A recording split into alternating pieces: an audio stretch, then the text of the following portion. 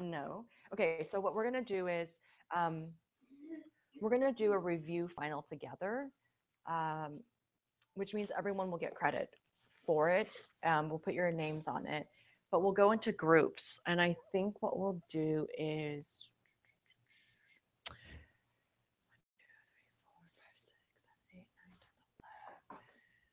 let's do 3 groups. Stephen and Suzanne, do you guys want to be in a group or do you want to be on your own? I want to be in a group. Oh, you do, but you want your own sheet. Okay, cool. Okay, so then they want their independence, but they want to be in community. All right, no problem. So why don't we do 3 groups? I want to make sure that all 3 of you are in 3 different groups. So we'll do, I don't know, you guys can just, and then we'll bring food out and just kind of hang. So we'll do 1 group here, 1 group here, and 1 group here. Let's have, I don't know, I think it's like 4 people per group. Is that right? Something like that. I think 3 groups is good. This is how we're going to do it.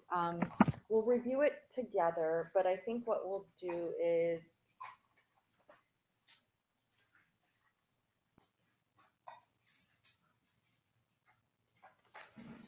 what we'll do.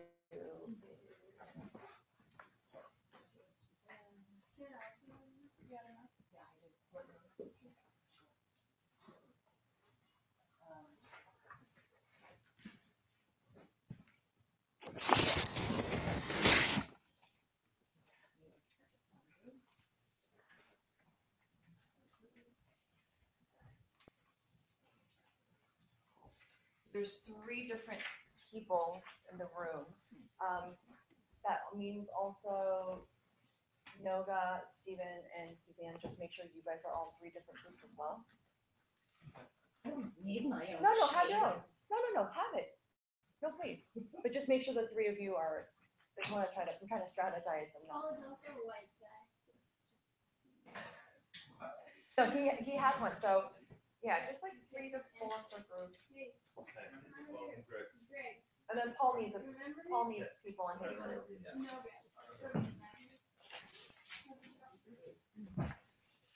So what we'll do is let's do this. Let's have. I think we'll divide it up so that. Somebody want to write? And I think the writing. Oh yeah, just the other thing. The writing should be rotated, so it's not just one person for the final. And what we'll do is have.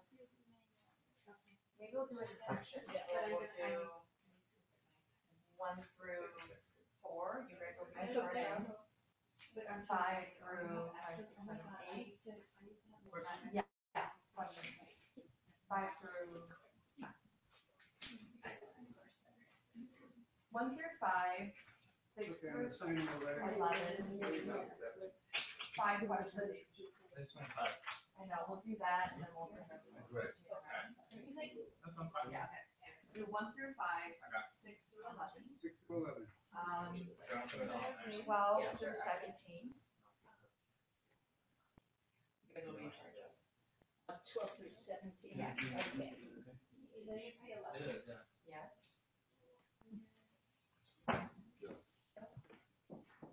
I'm going to give you some time to go through it, but then we'll also do it as a group. So that you're not wondering what went through, whatever. Yep.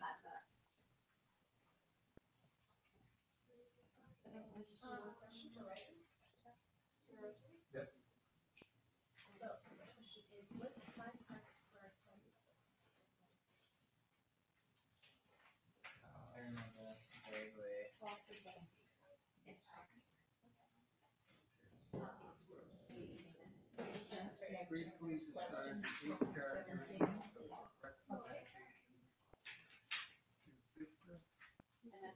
Did you put the names on So, the? I don't understand. Do we know the questions or we just do the ones to assign? It's just doing the ones you're assigned.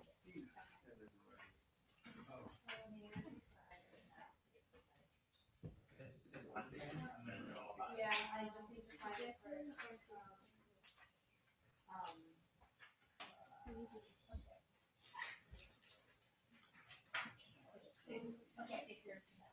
one is how to compare.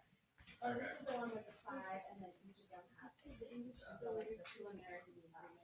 So then just pick it up. Lesson seven. That is class 7. So yeah. Said math has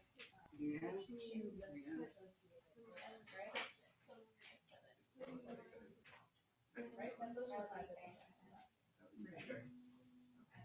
And we're on question 6. no, 6 Yeah. conditions. Describe the 8 characteristics But you're not gonna list of that. adaptation. It's just asking for the Yeah. price. Comes a couple questions. Overachievers. Right. And who comes in here? So how to repair entails. Entails putting them on Preliminaries. a project in the And you haven't screen. done it any. What was the Which are first actually one? Is true like rainbow or half lotus? Yeah.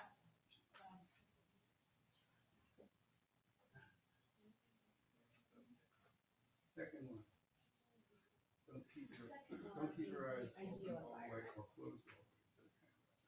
So it's kind of Which is described by a list of 6 conditions. And then the Sit third up one straight is and current see. posture. Which is a list of. And it makes your shoulders level. Overall, we are reading 15 elements before you start making The head is neither tilted up nor Do we need to put it, huh? Okay, that it's mental process, which is kind of about some problems with problems with the category. But in a natural. that's one. And And then G,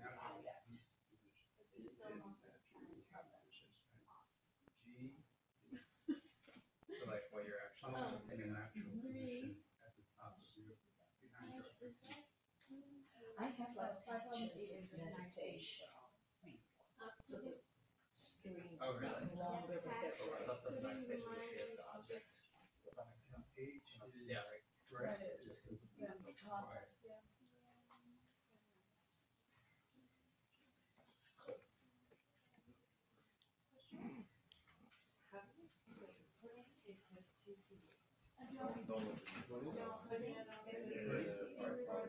Yeah, put in the UTT. So if we get to the point where you know you're correct. Jan? You remember any of that? Six calories and 7 ingredients are That's both right, correct. jump in there rather than running it. You know the first one? And the 7 ingredients is part of the 6 problems in meditation. Which were of the 8 Someone else wants to write. Yeah. This is the only one that's one problem in 4 regulations. The only one that's And to your best ability, try to explain, yeah, to the people who don't know. So they're not just like, Longer than the screen. That's longer than the screen. I remember the last one.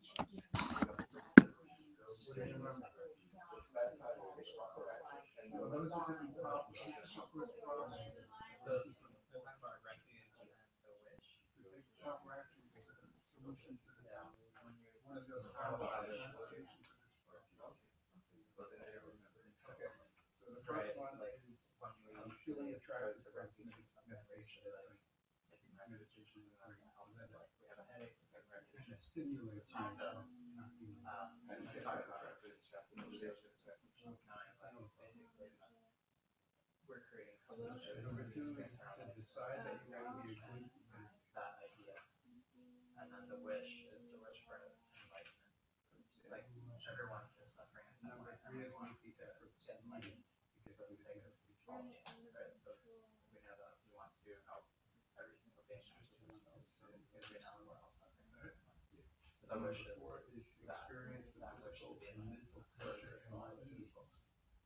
comes from meditating regularly. Visualize collection of holy beings. And bring under control. And that also means like bringing your teachers along. So if you have a teacher, or if you haven't met a teacher, you can imagine somebody that wants to be your teacher, like somebody that you would see as absolute and like somebody that you think you can teach you. Not going like magic stick versus their Those three final things that you can do, it's not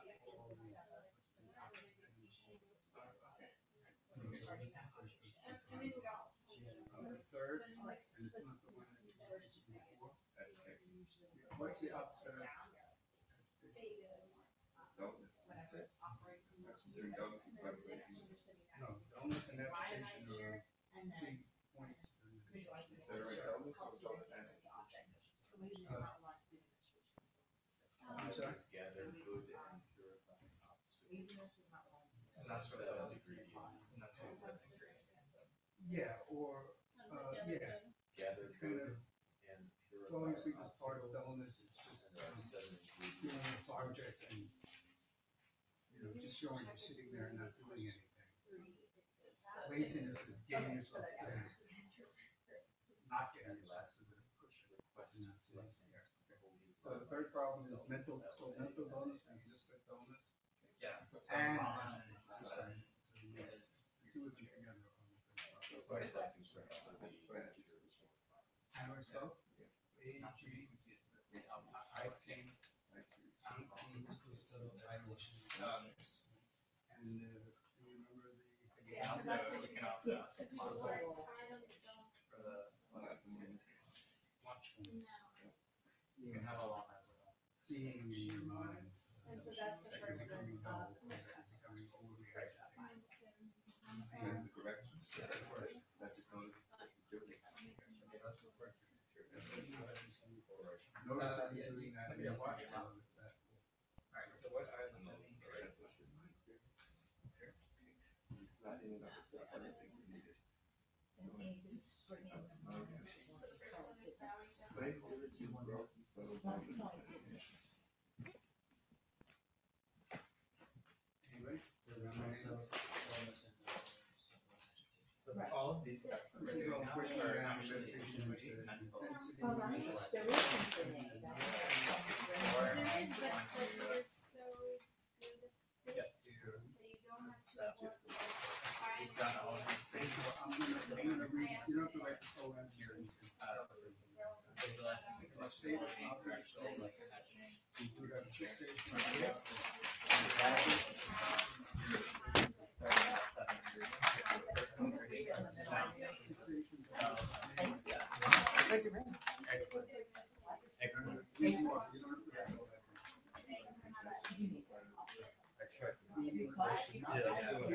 I think I'm a little soggy. What do you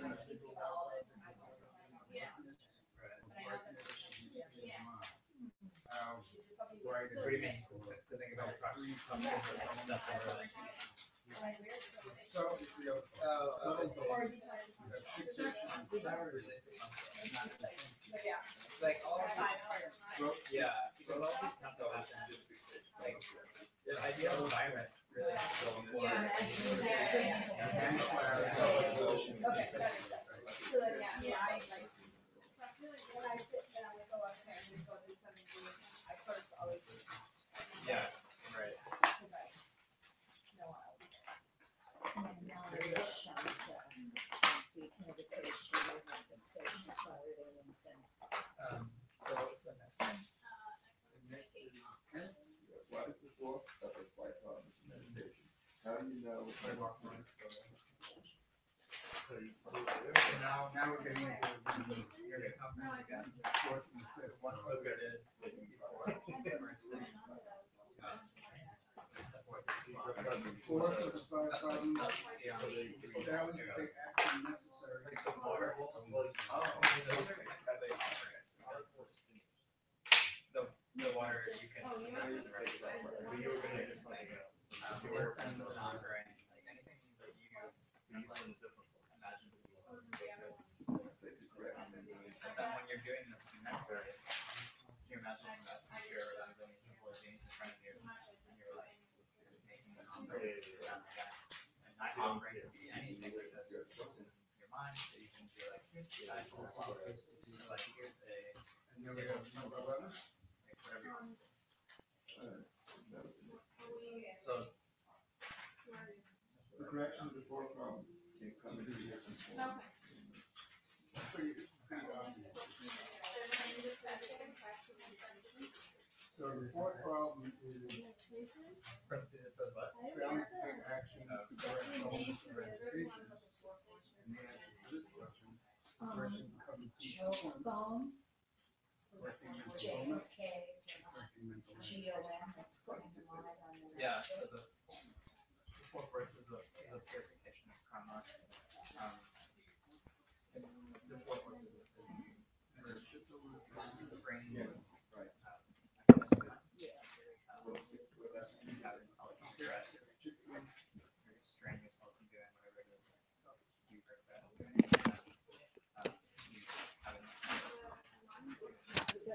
have Shalgone,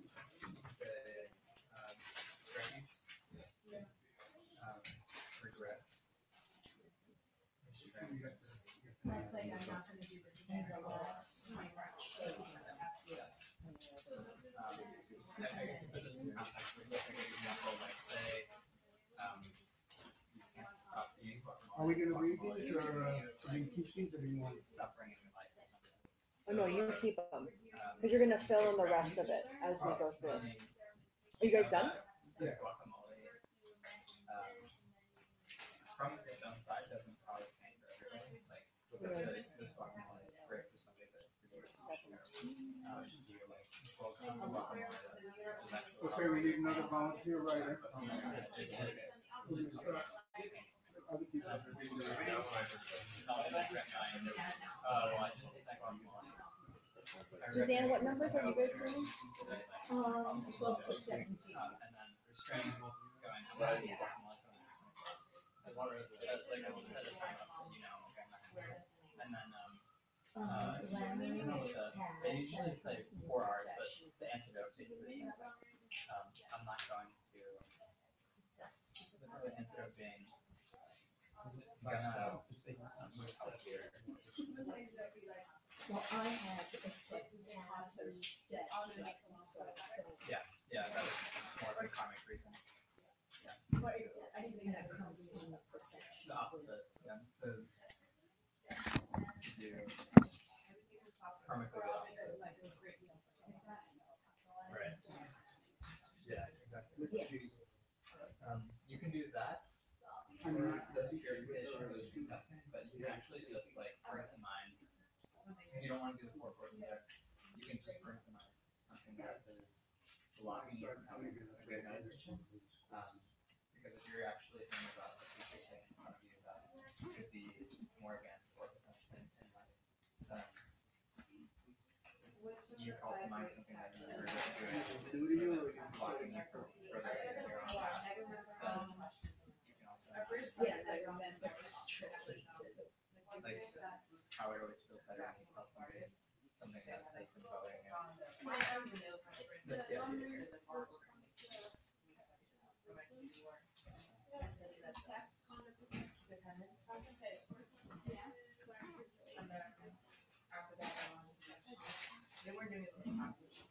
So this is the opposite of the omniscient good.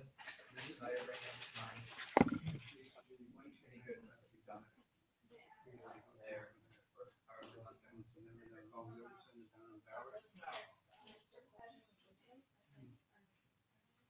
So you ask them to teach you maybe something that's specific. Yeah. Like, I please teach me. with the 5 weeks, so I remember which one is it, but I do remember that the secret So then you ask them to practice always share with you. and I've gone into as it's secret. But those are the 5 grades that.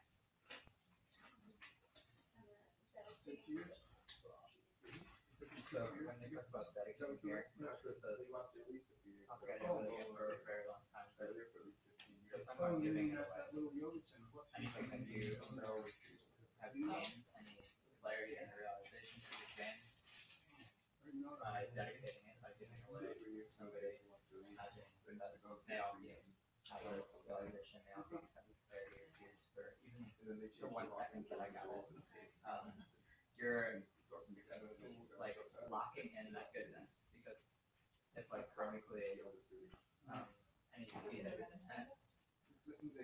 negative or good fragments later, then you're like investing that good seed in like your enlightenment, right?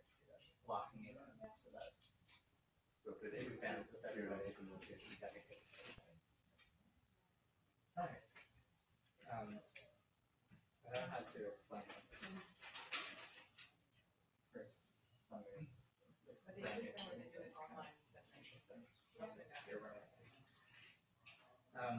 Who was that?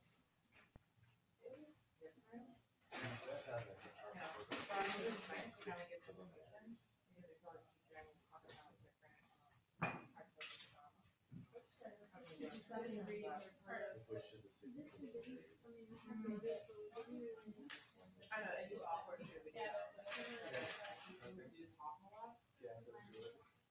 There were like only a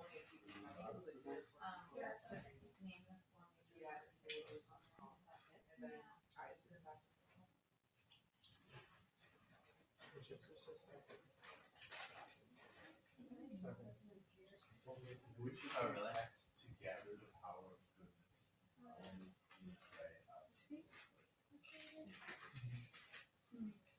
So what we just talked about. So the 4 great divisions is the function likes that fourth step.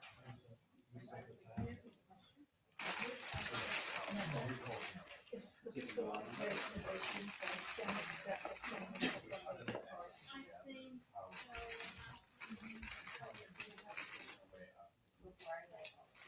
Okay.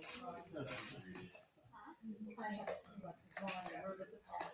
Okay, yeah, right. So that's it. I think that.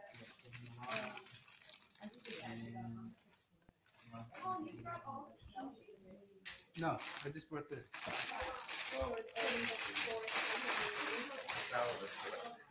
Salad. Supposed to put things here. Yeah, I guess that's what's happening. You want to be part of this potluck? Yes. I'll have to. We'll put that together. Do you even know if you have all that? No, it doesn't. It's up to you. It doesn't make a difference as far as like our record keeping. Like all of the difference as long as everyone's names are up. It's just really a matter of.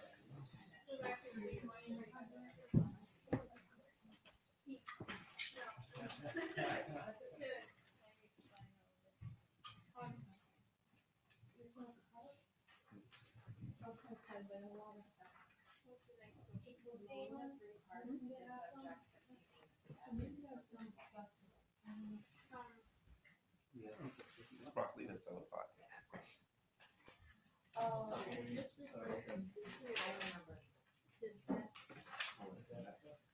What is it? Can I put something on it? It's not that's couscous, maybe. I can't find any cups, but that's one. Not that good. It's just the 3 parts of that. What parts are in it? The carrots are spicy. Oh, Really? is it good? Normally take them on main wine. Oh, sorry, yeah. Well, the wine is automatic meditation. Can I have one of the lessons? You have to separate them. Oh, I have, there are some. Oh, these are Tangerines, but they're small oranges.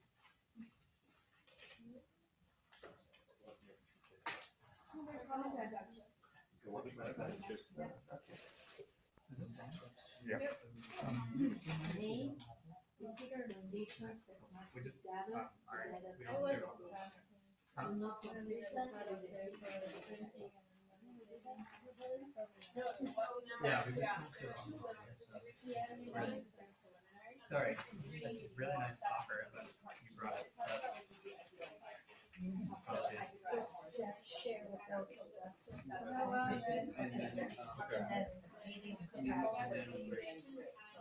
I remember that from last week. Oh, yeah? That meeting, so they're really hot. But usually they're not that hot or that quickly. It's definitely a while. No, it's in the air. And only you can buy tickets if you say, if you buy tickets.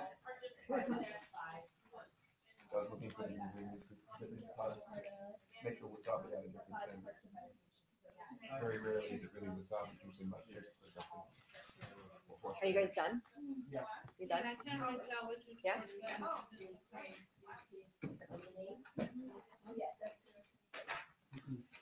Well, the wasabi is probably more expensive. Yeah. Because most companies don't, they just say wasabi, but it's either horseradish or mustard seed. So if it's really wasabi, it's probably more expensive because it's useless, so. It's an educated guess. Perfect timing. What? Thank you. I made a mistake. I Why? brought wine. And those, but That's amazing. I mean, no, we don't serve alcohol. They're so cute. That's amazing. You know what? The intention is all that matters. Yeah, but it's not good for meditating, right? It's not. It's not great for meditating. Yeah. You're funny. Right, I should have thought. I wouldn't say it improves your meditation. You don't, it doesn't. I don't think it. I don't think drinking wine improves your meditation. What about yoga and wine? And like painting and wine, like everything is wine, but not meditation and wine. You can try it. Let me know how it goes. Amaranth covered excellent. Meditation in wine? Yeah. You made it today? Yes, that was I know. Isn't that so nice? The rest of us were like, oh. So it was like a cooking club. Oh, This yeah. one I run out of amaranth. I waste it. It's gross. So sweet.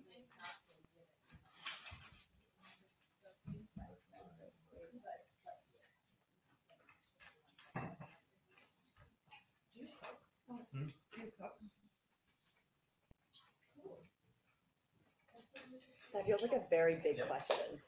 You know, like, do you cook is different than do you know how to cook? Do you know what I mean? I don't know. That's how I feel. Like someone's like, do you cook? I'm like, It took me a that's, second to answer. you're like, I I guess think did, so. I Am I think gonna so. own this or not? Yeah, I think I did. Probably half the meals I ate. Yeah. I'll say it. You do. That's awesome. Well, you have to cook to make it so it's not raw. You have to cook to make it so it's cooked. This one's cooked. I have to cook it. It's not raw, okay, when I cook it. So, unless you bought it, you cook. I cooked it. Okay. All right. We're gonna go through the answers. For those who guys haven't gotten food, come and grab some stuff and get cozy. Or we can actually bring the. Do you guys want to bring? You know what? Actually, Steven, do you want to bring just like maybe just bring a few things over to that group and divide? Are we gonna stay in our groups? Yeah, you can stay in your. I think you should stay in your groups because you're gonna fill in the answers. Alright. So I'm gonna bring you like a little bundle. They're a little. They're 8-pack. I'm using that. Somebody make those? Yes. Who made these? Who made it? They're really good. Did you make those?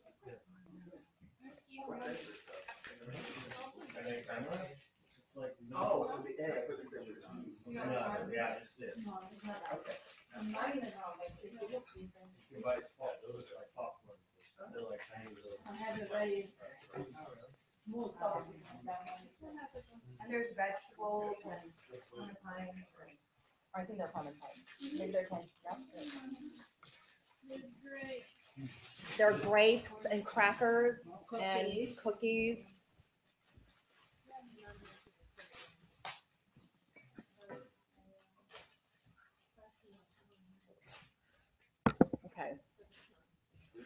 here we go.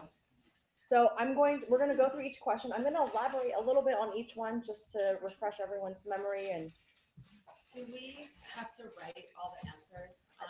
yes, yes, you do. To have your finals complete, you do have to write all the answers. So question 1, list the 5 parts for a study of the practice of meditation. What do we have? How to prepare. How to prepare. We call it preparation to begin, or how to prepare, either way. Ideal environment.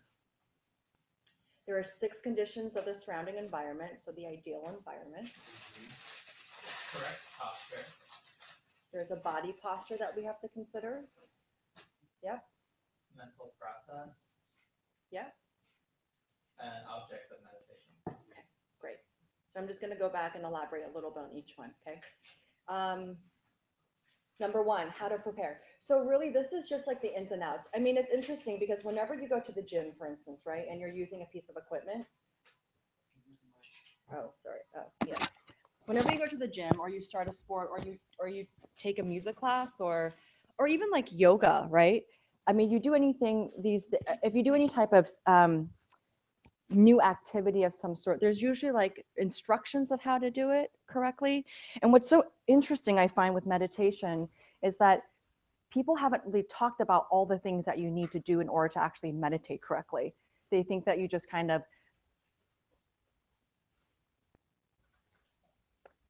turn on I'm trying to be, they think that you can like turn on an app and then just call it a day. And it doesn't, not that I'm like in any way dismissing apps. I do app development, so I'm being very cautious about the people in my industry, but it's a lot more, it must, and just kind of logically speaking, there must be techniques of how to meditate properly, right? It's the same thing if you do any type of physical exercise or even music. But let's say physical exercise, I'll use that for example. If you don't understand how your body functions and how to do yoga properly, you will injure yourself, and I don't know how many of you in this room have injured yourselves, but that's what will happen. So you have, and that's why you have teachers, instructors to be able to teach you what are the proper ways to be able to engage.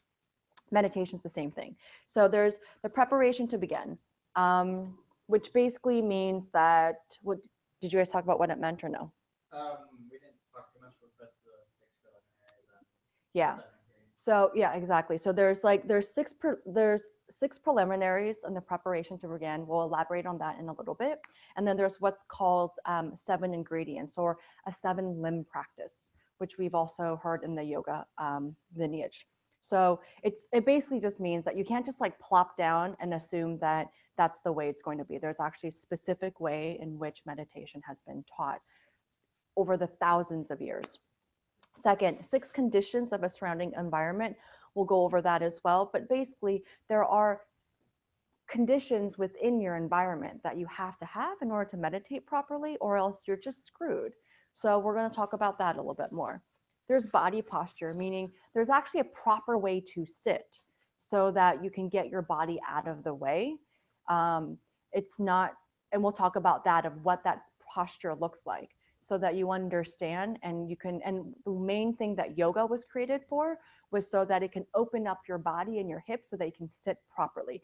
I'm not saying all of you have to go do yoga, but if you do, that was really the point of it. It was not to get a yoga high and to look sexy, although that's wonderful as well, but it was really to be able to open up your hips and so that you can have realizations, okay? Yes. What I heard when I was studying yoga, the reason yoga was developed was you live long enough to get realization. Yeah, exactly. Well, that's also part of it too. Totally. Yeah. And actually, in the yoga lineage versus the Buddhist lineage, I'm not going to go too much in detail, but from my understanding, what I know, it's interesting because in the Buddhist lineage, you practice to a point, and that at some point you can actually get into a physical asana practice. In the yoga lineage, you get to a point where you can actually get to a meditative practice. It's almost like they were done in a way to be, yeah, exactly. So if you do, that's why those 2 pair so nicely together. It's called the outer method and the inner method. Yes. Yeah, the version I heard that you do yoga so you get kind of tired and physically exhausted enough and you can sit still. Yeah, a little bit. I mean, it's almost not, it's not even just like an exhaustion, but it's actually the ability to what we call like opening up your channels. There are these channels in your body. We had talk about like chakras. Sometimes you'll hear that, but it's to be able to open up your channels so that you can have stillness. Yeah. Otherwise, and it's just a physical way to be able to move energy in your body. And so, and you can do that without yoga. There are plenty of very, very advanced meditators who've never done yoga before. I found personally that just because of who I am, I need to do an outer and an inner method. I can't seem to just do one or the other.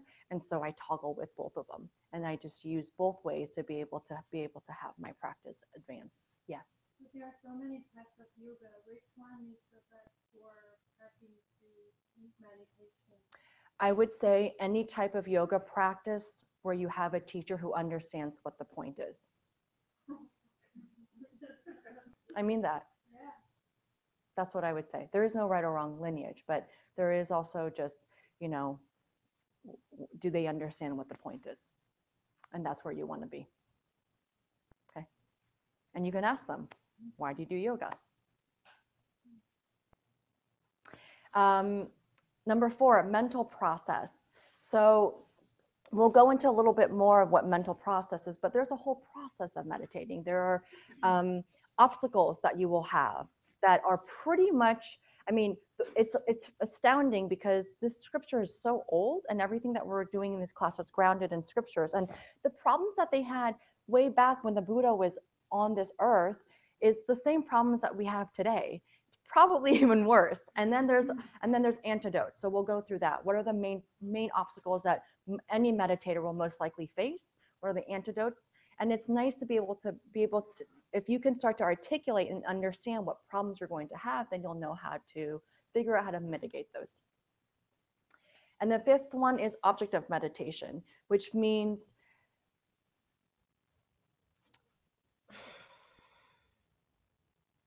what are you going to meditate on? What's the point of your meditation? And what are you going to meditate on?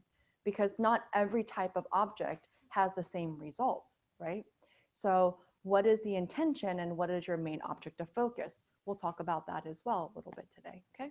So it's not all meditation gives you realizations, and not all meditation frees you from suffering, and not all meditations free other people from suffering. There are certain kinds of meditations that you can have.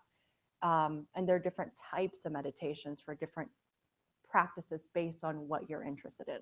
Okay, I won't say it's prescribed, but it's fairly clear within all the Tibetan Buddhist lineages of depending on what type of practitioner that you are coming in as or what your intentions are, your practices will vary based on that. Okay, yeah.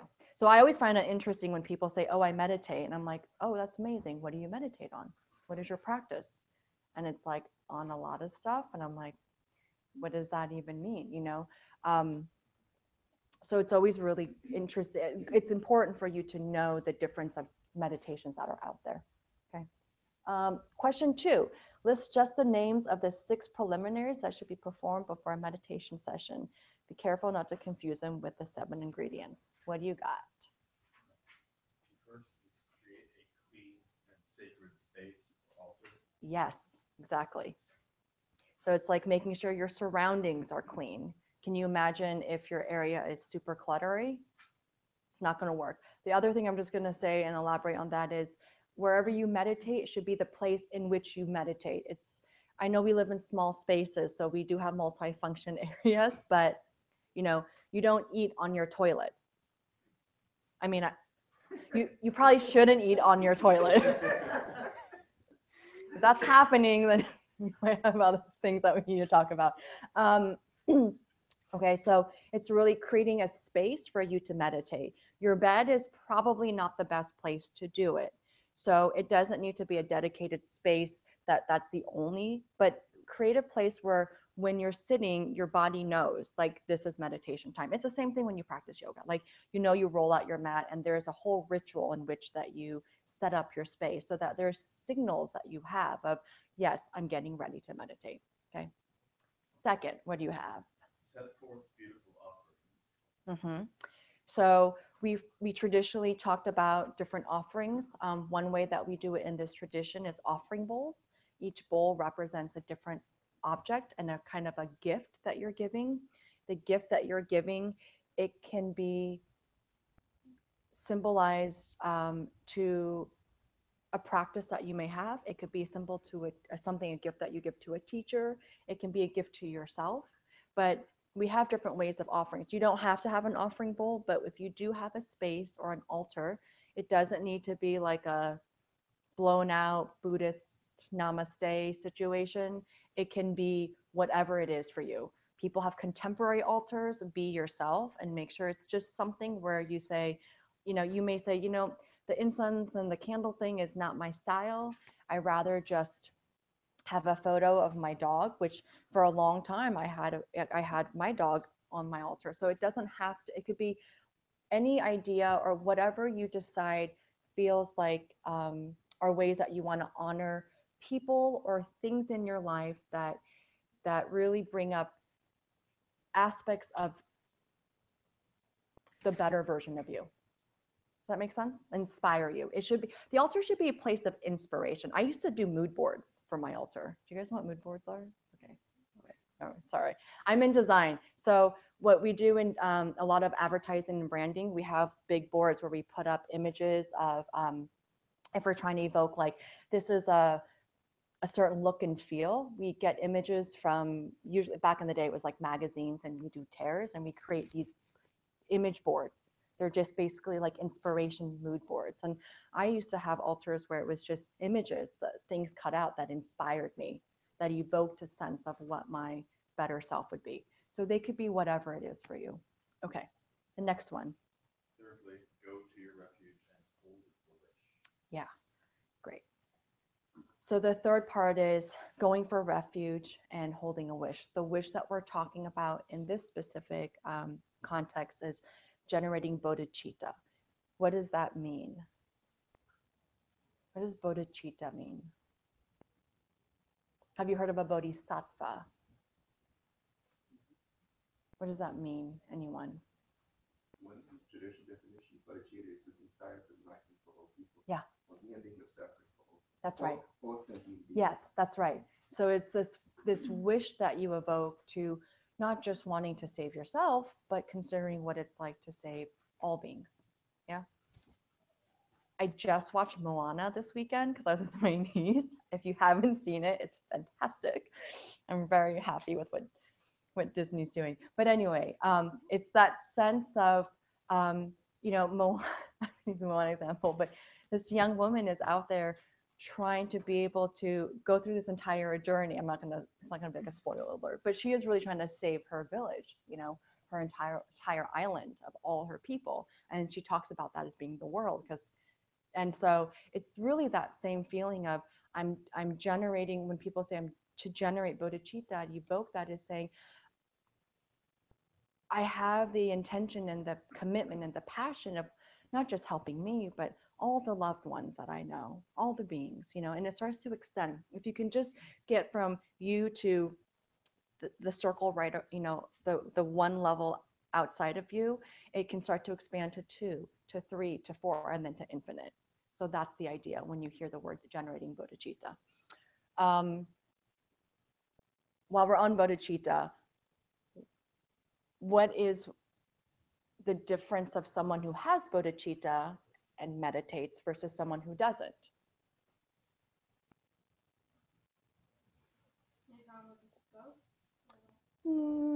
What is bodhicitta? If you had bodhicitta and you had a realization, what does that get you versus not having bodhicitta?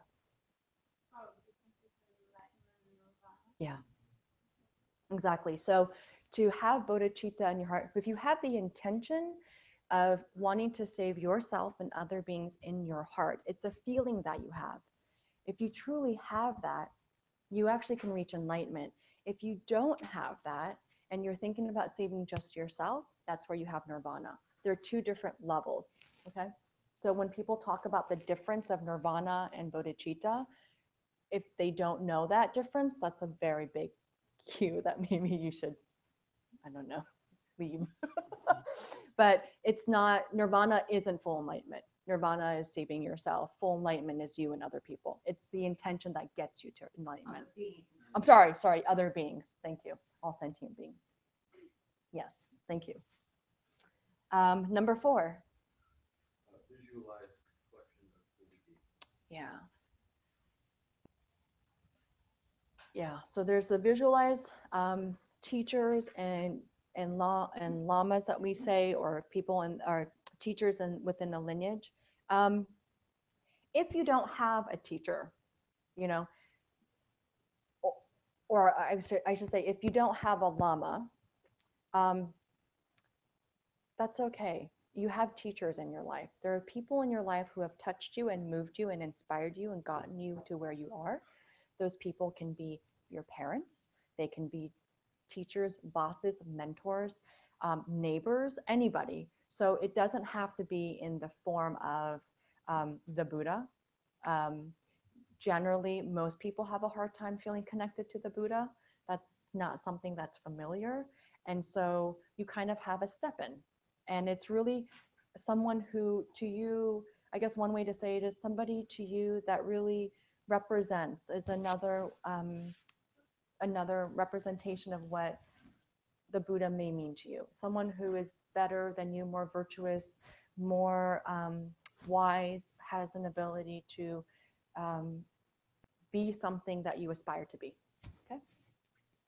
And number 5. Gather good and purify obstacles. Okay. So it's about purifying obstacles and gathering. What we say here is to gather the power of goodness by the 7 ingredients.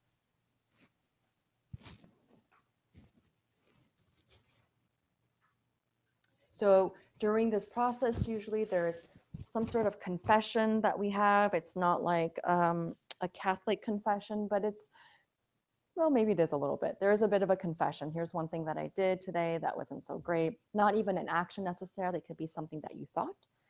And then to be able to purify, there's something with the karma of being able to purify your actions by admitting to it.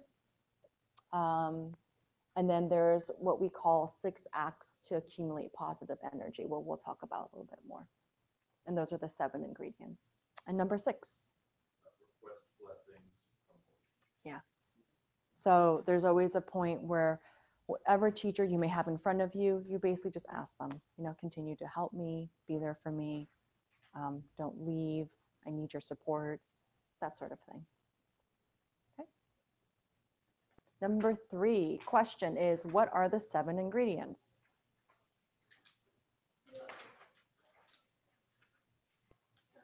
First one is bowing down to holy beings. Uh-huh. I'm not going to write them up. Mine's on one slide. Yes. So it's prostration, right? Bowing down to holy beings or prostration, sure. Yes, go through them all. Making offerings. Mm-hmm. Confessing. Rejoice in goodness. Mm-hmm. Request teaching. Mm-hmm. Ask holy beings to stay. And then dedicate. Perfect. Great. So those are all 7. So there's always the prostration, which is what we did originally when we start. You can do the prostration also. There's the physical prostration, and actually during the preliminaries, you actually do the prostrations in your mind. When you prostrate, just in general, like a technical thing that's nice to know, which took me a long time until someone finally taught me. But when you hold your hands together, for instance, your thumbs go inside of your hands like a pocket, like this. Yeah. So whenever we bow, it tucks inside. Does anyone know why? What that symbolizes? You're holding the Dharma and stuff, like the precious jewel. Yeah, it's like something that's like a precious jewel. Yeah, exactly. It's that kind of signal. So it signifies that you're holding something precious. Exactly. And what you're holding is the body, speech, and mind. Yeah, that's what it is, which is nice. And then when we prostrate, it usually is on the 3rd eye, speech for the mouth, and then the heart. So it's body, speech, and mind. Okay. Body, yeah, body, speech, and mind, but it goes down this way. So that's what you're seeing when people do that. And we usually prostrate 3 times. When we prostrate, we are not prostrating to a teacher. It's not like, oh, teacher, you're so amazing, I bow down to you. No, no, no. It's not idolizing anything or anybody. It's really, you're prostrating to what it signifies, to wisdom.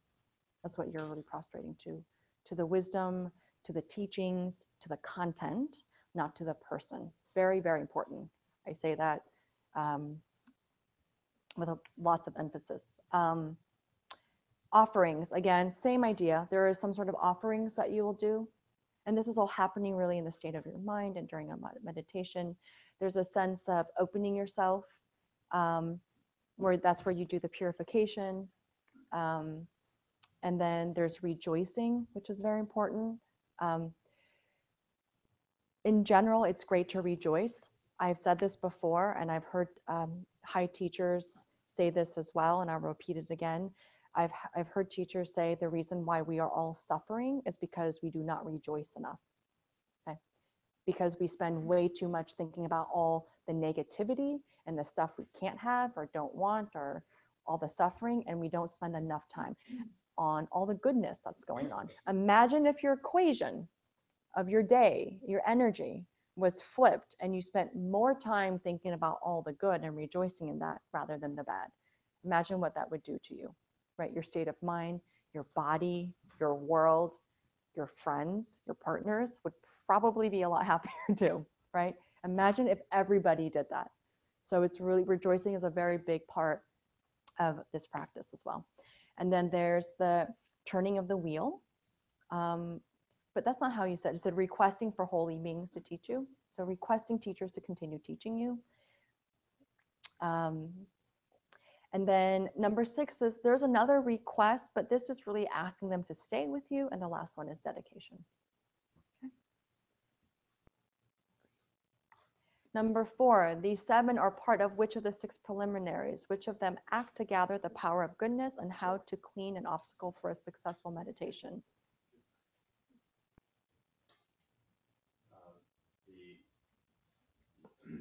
It's okay. Good and purify obstacles, 7 are part of that. Yeah. And then confessing gathers goodness, while the other 6. That's right. Away obstacles. That's right. Yep. Perfect. Wait. The opposite of. That's right. Yeah. Good. Great. So it's number 5. It's purifying obstacles and gathering together that we talked about. And then it's the 1 confession, acts to remove the negative energy. And the 6 to accumulate the positive, right? Okay. Good. Can you say that again? It was a lot of information. Yes. So the question, I'm going to go back to the question. These 7 parts are part of which of the 6 preliminaries? It's part of the 5th preliminary. And which of them act to gather the power of goodness? The first one, the first confession, acts to remove.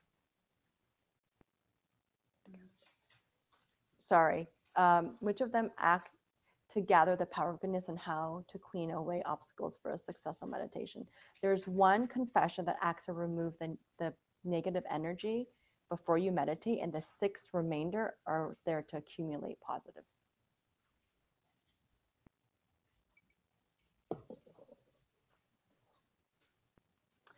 Question 5, name the 6 conditions that must be gathered together for meditation. Do not confuse these with the 6 preliminaries. What do you have? Conducive place. A conducive place. So the Tibetan, if you need to have it, is tunpe, but you can just put conducive place, which means what? Does anyone know? What does that look like? It should be quiet. You need to have something that's quiet. Yeah. If you do not have a place that's quiet, consider the time of day. You know, that's why waking up really early is helpful. The city is more still. I also recommend, and have said this in the past, get yourself some earplugs in the city, for crying out loud. It's very difficult if you don't do it. I don't know how you do it without it. That's me personally speaking. my choice of earplugs that I love. Go to a Dwayne Reed. If you go to the earplug section, there are these wax earplugs that are fantastic, and they mold to your ear, and you cannot hear a thing. Yes. What do you think about like white noise machines? I use them, but it makes that. Yeah, it's hard for me. I mean, when you get to, it's hard for me. Yeah, white noise machines are more difficult. You could do a white noise machine, but once you get more, the more advanced you get, the more subtle you get. Like when you go into meditation cabins, they don't even have refrigerators. There's no electricity coming into the home. Well, that was the question because I'm trying to block out noises. But should Yeah. I be letting it, Yeah, because you'll feel a vibration that may happen actually, that you'll feel, like you'll start to feel it. So you can play around with it and see if you do a white noise machine as well as earplugs, and see how that works for you. The idea that like noises shouldn't distract you. Yeah, it's really so that noise doesn't distract you. Yeah, because you'll start to hear stuff or doors slamming or music. It's just, how are you supposed to? It's just hard. It's hard enough as is, and then you get all that other stuff, and it's you're setting yourself up to fail. It's also being in a place that's conducive to it. If you have roommates or partners, let them know what time you're meditating, and just be very respectful of your space and your time. You should very much. You got to protect it, you guys. Like it's your time and your space. Most of you are probably doing somewhere between a 10 and 15-minute meditation every day. They can keep quiet for about 10 to 15 minutes. Protect it and own it, and know how to do that. Don't negotiate that. This is for yourself, and it's also not just for yourself in itself, but it's for yourself to be able to also better serve the people around you. Yeah. I mean, so many people benefit if you're a nicer person, right? I think that's fair to say. Yeah. Great. Number 2, Live simply. live simply. I don't know if I need to say more. That's hard in the city too. I want. It's starting to get yourself to, live more simply, not wanting and needing. Those cravings and the attachment will harm you. And this is, we're talking about things where it's not, you might say like, well, what does living simply have anything to do with my meditation practice? The fact is that what you do off the cushion will impact what you do, what your work is on the cushion. You go out and you're just grasping at things, 23 hours and 50 minutes out of your day, and you think that 10 minutes is going to suddenly clear your grasping? Probably not, right? Probably not. So it's really starting to practice of, do I really need all this stuff? Do I really, how do I grasp, and how do I need to release that? Great. Number 3. Be satisfied of what you have. Yeah. Any questions on that one? Makes sense? Okay. Number 4. Giving up being too busy. Yeah. So giving up being too busy. It's very difficult. Most people that I know that have a hard time meditating, they usually say the same thing. I was up really late last night. What were you doing? Watching Netflix?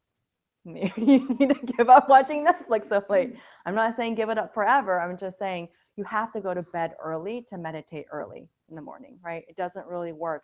I mean, imagine being sleep deprived and you're on a 5-hour sleep cycle and you think you're going to have a really great meditation. Probably not, right?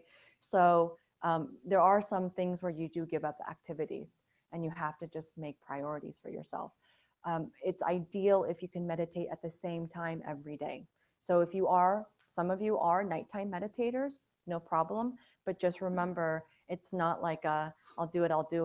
I'm going to go with my friends, have a few glasses of wine, and I think I'm going to go home and meditate. That's not going to happen, most likely. So prioritize your schedule. It is something where meditation will only get better if you make it a priority to do it. It doesn't just get better on its own. Okay. Number 5. Maintain an ethical life. Yes.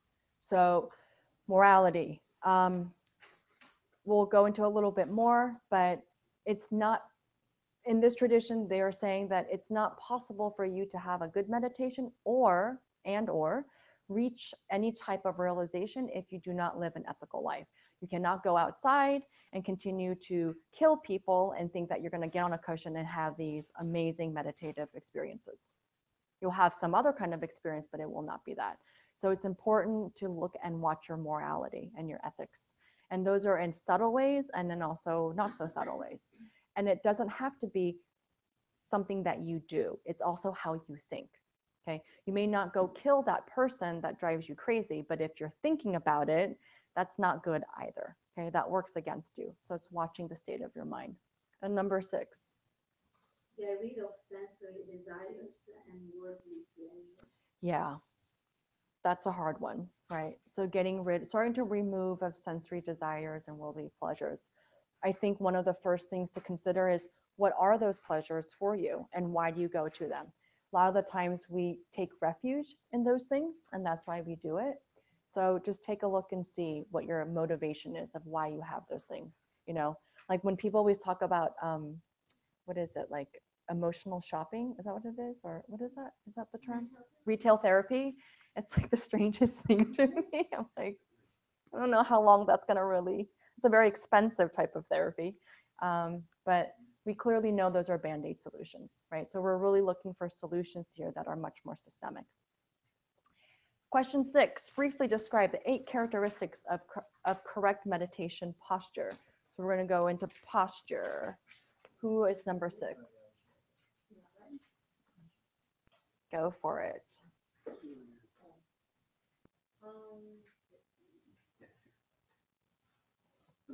Full or half lotus. Full or half lotus. Does everyone know what that means? No one? Okay. All right. Okay, cool. No one knows what that means? You know what that means. Okay. So you have half lotus, which is like this, right? Which you can sit this way. Now you don't have to do this, right? But this is what they're saying in the scriptures. Or there's full lotus where both come up. Okay. And I'll, for myself, when I practice, I usually do not do full lotus. I rotate and doing half lotus on each side. I highly recommend, and this is just the yogi in me, rotate each side. I have a teacher of mine who's only done one side and he's completely screwed up his foot because he did it for way too long. He's older. And so you can do half lotus. If you can't do lotus, no problem. You can just sit. The whole point is to create a tripod. Try to get your knees on the ground. That's the point. And that's why these cushions are here, not to just be pretty, but to elevate your hips so that your knees are on the ground. And the reason you're doing that is to stabilize your body, so that you'll start to get a sense of what your stable point is. Okay. So really, I recommend you get familiar with your cushion. Every cushion is different. Find something that works. If this is too difficult for you and it's not working, you can put the cushion in between your thighs and sit up like this. It's a little bit more gentle on your knees. Yeah. Or the third option is, sit in a chair, for crying out loud. Like, relieve the pain. If that's the best way it works, that's okay. No one has ever said that I know of, and I don't think the scriptures has said, from what I've heard, that you're not going to have a realization because you're meditating on a chair. The fourth option is also laying in Shavasana pose or supine pose, lying down. You can also meditate that way as well. Okay, so a few different options that you have. Okay. Number 2. Yeah. So you can, we actually haven't done that in this class, but you can actually meditate with your eyes partially open instead of having it all the way closed. I find that most beginner meditators have a difficult time doing that because they get distracted. Sometimes it is helpful to open up your eyes slightly when you get drowsy, just to let a little light in. But at some point, it's helpful to be able to meditate with your eyes slightly open. What that does for you when you start meditating that way is that you can actually meditate while you're sitting on the subway. You don't need your eyes closed to be able to go into a meditative state. You can actually start to meditate with things happening around you. Okay, and that's what that training is for, from what I've heard. Number 3. Sit up straight. Yeah. So I mentioned you can lie down in this in these postures. They're saying that you when you do sit, you're sitting up straight. If you're lying down, make sure you're lying straight. You're not curled up in a cuddly pose. You're sitting up straight. Make sure your spine is you want each vertebrae to be stacked on top of each other, and get a sense of what that sweet spot is and play with that.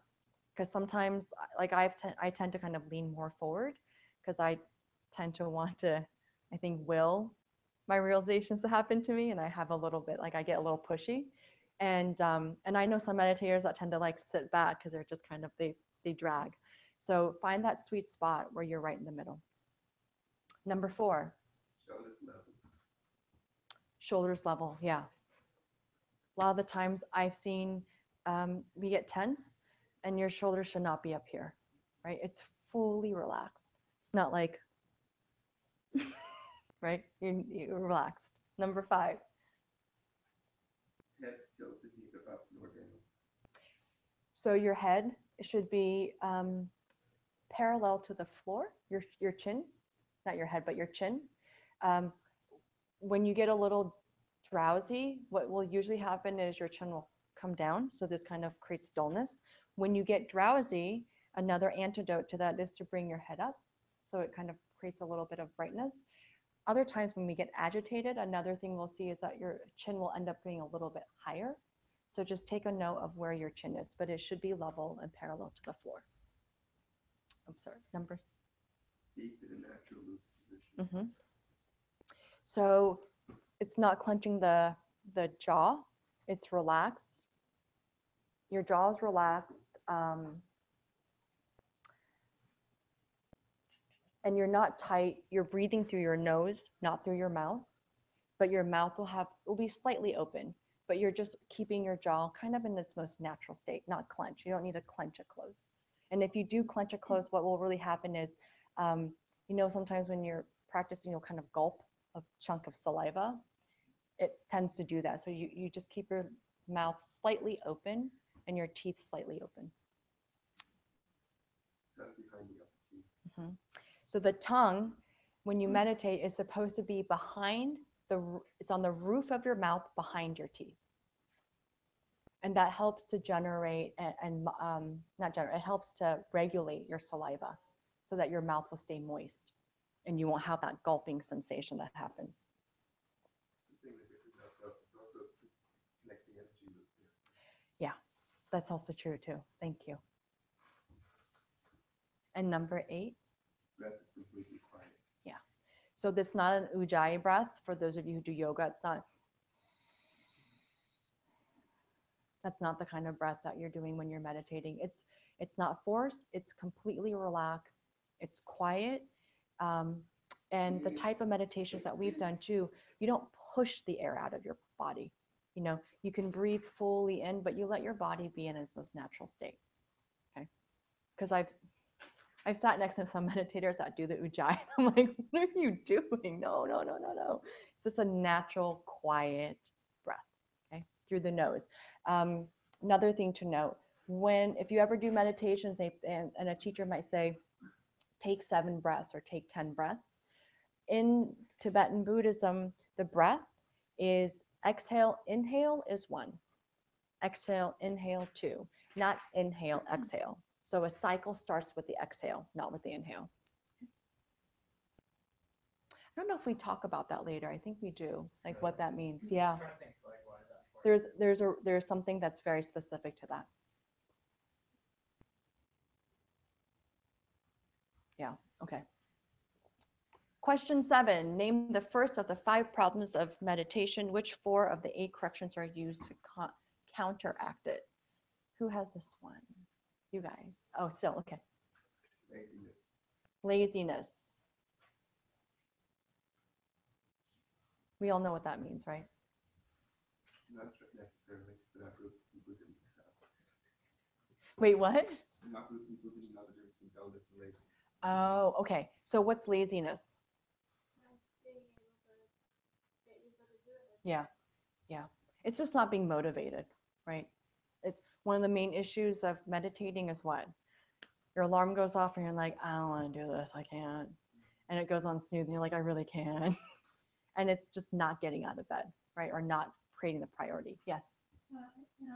Last class you mentioned that what you do today is based on past karma. Do you think that they couldn't do it because the karma is not enough yet? I think that the challenge is there because of your past karma. Sure. But not doing it was your motivation of not doing it. Like if I'm like snoozing, you know, the challenge of me getting out of bed would be my past karma, but me not getting out of bed is not my past. That's an action I could take. That's the reaction, right? Because that means that it's not that your karma dictates your reaction. Your karma dictates what's appearing in front of you. It doesn't dictate your reaction. You have the choice at any given point. It's not like someone says something and I misbehave and I'm like, I'm sorry, I misbehaved. That was my karma. No, that's not true. The reason someone acted the way they did is my past karma, but why and how I responded, that's my own choice. That response is what creates the karmic seed. So that's actually a good point. When you have an issue, when the alarm goes off and you're like, I don't want to meditate, I want to get out of bed. I don't want to meditate, I want to get out of bed. You get out of bed, you just planted a seed for yourself for the future. I mean, that's a really good thing. I actually remember couple years ago, I was having a conversation with Hector about meditating when you're sick, and we had this. Huh? Did he? I was gonna ask that. No, I had a runny nose last week, Yeah. And we were having this conversation of like what happens when we're sick when we just can't meditate. And the fact is, it's like you just pull yourself up and you just do what you can, because even in that, there are positive karmic seeds that you can have, you know, of just you pull up, you do the best you can. It may not be your best meditation. I mean, you're just feeling miserable and exhausted. I remember when I was in the hospital a few years ago, and I was at this time I was practicing Ashtanga yoga, which has a certain sequence of yoga poses. And I couldn't practice yoga because I was in the hospital and bedridden. And my teachers came, they're like, are you practicing yoga? I said, are you serious? I'm like been cut open, I'm recovering. And they're like, in your mind, you should be going through the poses, every pose that you did, and do the breath sequences as if you were doing it, you know, like in the hospital. And it just blew my mind away. I never even considered. Like that's what that's what they would say. They're like, that's what this practice is about. It's not, it doesn't have to be like I'm on my mat and doing my poses necessarily. So I thought that was interesting. You say another thing, since it comes back to the Buddha, one of the sutras or sermons was motivation. Yeah. And the two of them are exactly the same. Like why I can't do it, it's a whole list of things. And the next one is why I have to do it. Yeah. It's the same stuff. Yeah, exactly. Yeah, So exactly. And that's why, like, I have teachers who say, like, oh, I don't want to go to yoga today. I want to meditate. And they're like, more reason why you have to. And then I'm like, but then that means I'm never given it out. They're like, exactly. You know, there is no out. It's like, I'm like, what? I'm like, I don't want to. Like, that's more reason why you go. I'm like, but that means I can never not go. You know, but that was the point. They just looked at me. They was marvel. But yeah, exactly. Usually, when you have those types of obstacles that are happening, there's probably a lot of really good, juicy stuff that's going on that will happen in your meditations as well, and also your yoga practice that will come out. Like how many times, for those of you who've gone to yoga, where you're like, I don't want to go, I don't want to go, you go and you find yourself bawling, you're just crying, and you're like, this is you know, and you realize that that's why you didn't want to go, you know. Sometimes though, like I will feel where, like, you know how sometimes you just have those days where like your brain is like a lot and it just doesn't want to focus, and on those days when I go to yoga, like there's just too much happening. Yeah. And I can't, like, there's just no relaxing, like the focus isn't there, like the intention is there and you want to try, but it's just like that, like a mess. Sure. Yes, and you're just agitated. Yeah. Yeah. Yeah. That happens with yoga. That will happen with meditation as well. And, you know, we've talked about this. I don't know if we're going to cover it today, but there are times where like you're so agitated that you just can't practice when you're sitting. get off the cushion, stop. I mean, teachers have said that. They're like, get off the cushion, stop, do something else that has virtue. It doesn't need to be a meditation. Like there are times where I will sit and I'm like, this is just not, this is really hard for me today. And I'm trying and I'm trying and what's happening is more frustration. I'm not more at ease. So there are other things that I'll do. I'll listen to a teaching. I will read something. Sometimes I'll just say, you know what, I'll do seva, which is like just doing something out of generosity where I'm like, you know what I'm gonna do this morning? I have been, it's like my partner has been asking me, to do some laundry for a while, and I've just like totally opted out. I'm going to do that. Like, there are other ways that you can collect that virtue and say, like, maybe it's not going to be this. The last thing you should be doing is forcing yourself. If it's not working, give yourself a break. That's okay too. But just know the difference of an excuse versus a break. If you're starting to see like multiple breaks for a while, then that's probably something else. Yes. I'm just wondering about those breaks. Yeah. That try not to skip a day ever. Yeah. Yeah. But there is like definitely that week or two a month where my mind is way more. Yeah. Like, yeah. Like, totally. I mean, I mean, we haven't talked about it in the scriptural sense, but I am very big on, and this is just coming from me personally in my practice. But one thing that I think that culturally we're not really trained to do, and I don't know how much of it is actually even in the teachings, but from my experience as a modern day urban practitioner, there is a process of knowing how to take care of yourself, and being generous to yourself and learning how to be kind to yourself. There are the practice. I mean, I'm very much the type of practitioner where it's like, you tell me to do something and I want to perform well, and I do, and I just keep working at it. Like I have been trained from a very young age to know how to practice and do a very good job at it. You tell me to go this high, I will go twice as high. That's the way that I've been trained. So practice for me also gets into a place where how much am I being aware and sensitive to my own emotional needs as well, and my physical needs. So there is this thing where the more you can become self-aware, which is what meditation is supposed to do, you can also decide and figure out, like, how am I going to be gentle with myself this morning? It's the same thing with yoga practice. For those of you who practice yoga, there are days where you're like, you need an asana that is really hard, that's going to wring you out, and it's going to squeeze, and you're doing twists and you're doing back bends, and other times where you're like, I just need something restorative, right? Same thing happens with meditation. Your mind is no different in that way, but you can't figure that out if you don't understand yourself well enough.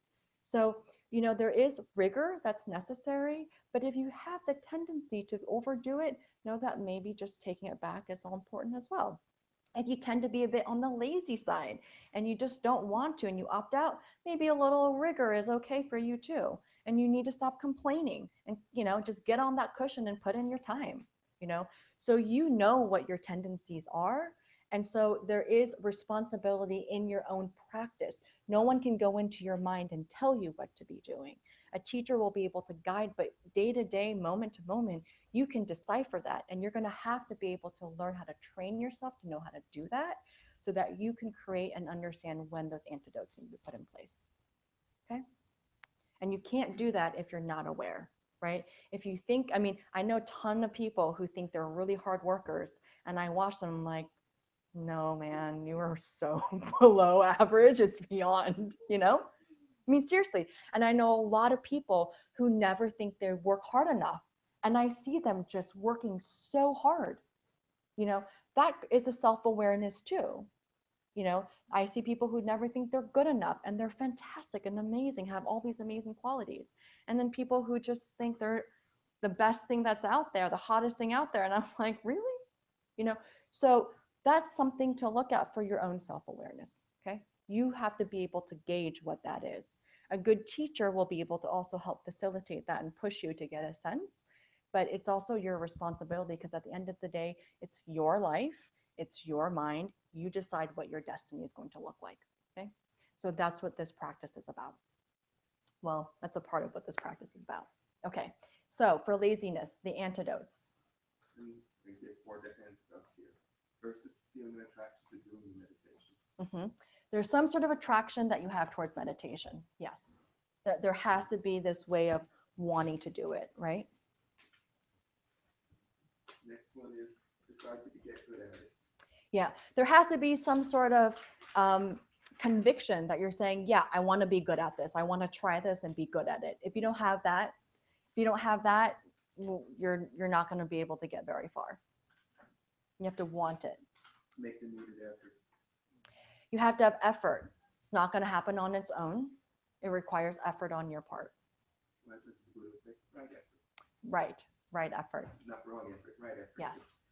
A lot of people say, well, lots of groups of people say, you can never do a wrong meditation. Well, they're not calling it Buddha, because the wrong meditation will make you duller. That's true. You won't get enlightened. Yeah. Whereas right meditation will lead to enlightenment. Yeah. Will lead to the end of suffering. Yeah. And it's important to know the difference. Yeah, the right kind of effort. Nice. So how you know it's real? You'll know the effort will also be whether or not, like what he was just saying, is if you have dullness, if you're just sitting there and zoning out, some people will be like just zoned out and be like, oh, I feel so relaxed, but they're just doing nothing. There's also motivation of what that is for you. Coming to class and being like, I'm going to meditation class because there's like really hot guy in class that I want to hang out with. Like there's different, so it's also your motivation that's a part of it. Okay. The last one is experience the mental and physical ease and pleasure of regular meditation. Yeah. So there's this, at some point there becomes a practice ease. And this can happen by doing it over and over and over again. The more you do it, the better. So sometimes you'll hear me say when people are having struggles, I'm like, keep going at it. Unfortunately, it's not easy. If it was easy, we'd all be doing it, right? So it just takes some time to be doing it over and over again until you can habituate yourself and it'll get easier. Great. Question 8. Name the third of the 5 problems of meditation. What is the correction? Dullness and agitation and mindfulness. Yeah. Being aware of what's happening. Right. So the third one is mental dullness and agitation. Dullness is when you're basically dozing off. Agitation is when you're agitas, when you're just, there's something that's coming and an affliction that may be attacking you. And the antidote is watchfulness, which means basically being able to have the ability to watch your mind. You have to be able to assess, like I said, whether you're agitated or dull and understand that. And the only way you can understand that in the space of your mind is you. Question 9, explain the difference between gross and subtle dullness of meditation. Gross is fixation but no clarity. And subtle is the fixation and clarity but no intensity. Great, yeah. So we have 3 things that we talked about. We have fixation, we have fixation with clarity, and fixation with clarity and intensity. So dullness is when you have fixation on an object but no clarity.